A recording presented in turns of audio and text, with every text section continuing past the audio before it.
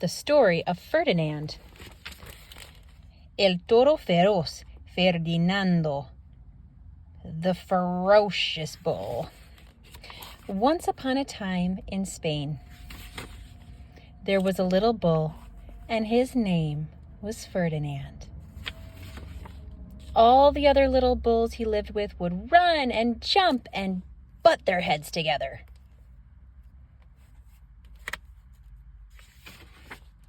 But not Ferdinand.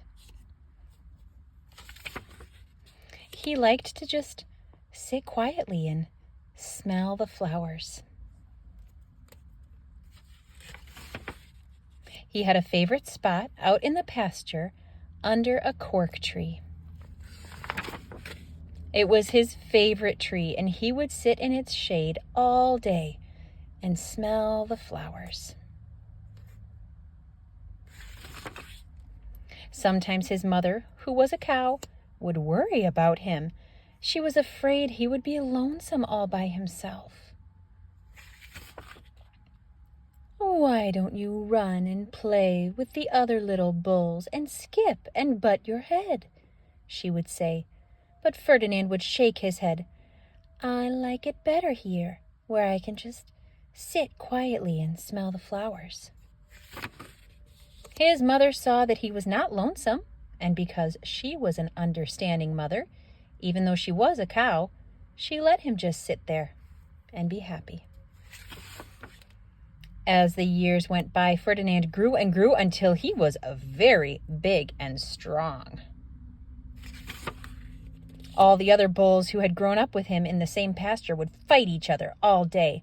They would butt each other and stick each other with their horns. What they wanted most of all was to be picked to fight at the bullfights in Madrid.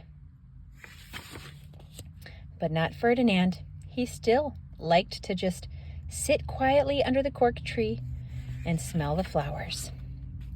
One day, 5 men came in very funny hats to pick the biggest, fastest, roughest bull to fight in the bullfights in Madrid. All the other bulls ran around snorting and butting, leaping and jumping so the men would think that they were very, very strong and fierce and pick them. Ferdinand knew that they wouldn't pick him, and he didn't care. So he went out to his favorite cork tree to sit down.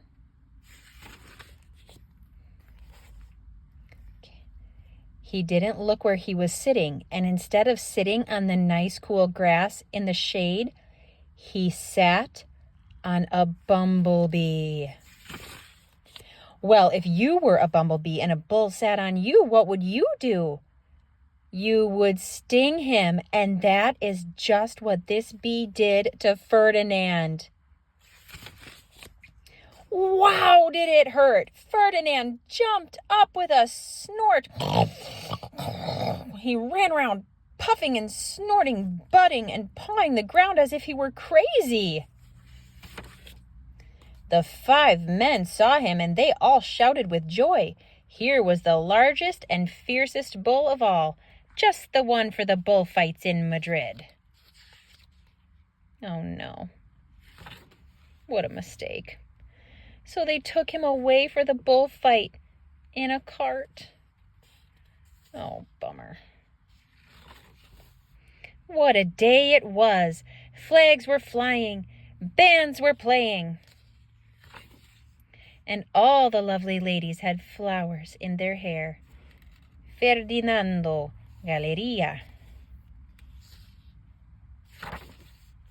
They had a parade into the bull ring.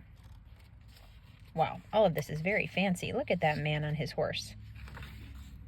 First came the banderilleros with long, sharp pins with ribbons on them to stick in the bull and make him mad.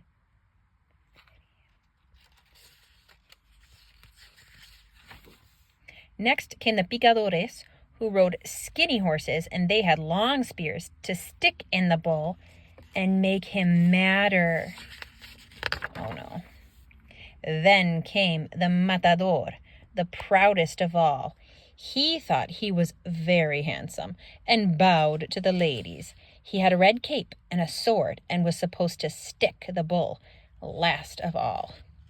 Matador actually means killer, because he kills the bull. Then came the bull, and you know who that was, don't you? Ferdinand. Can you see? He's just peeking out like, in this big Colosseum. They called him Ferdinand the Fierce, and all the banderilleros were afraid of him, and the picadores were afraid of him, and the matador was scared stiff. Ferdinand, oh my gosh, look at all these people. Tiny. Ferdinand ran to the middle of the ring, and everyone shouted and clapped because they thought he was going to fight fiercely and butt and snort and stick his horns around. But not Ferdinand. When he got to the middle of the ring, he saw the flowers in all the lovely ladies' hair, and he just sat down quietly and smelled. He wouldn't fight and be fierce no matter what they did. He just sat and smelled.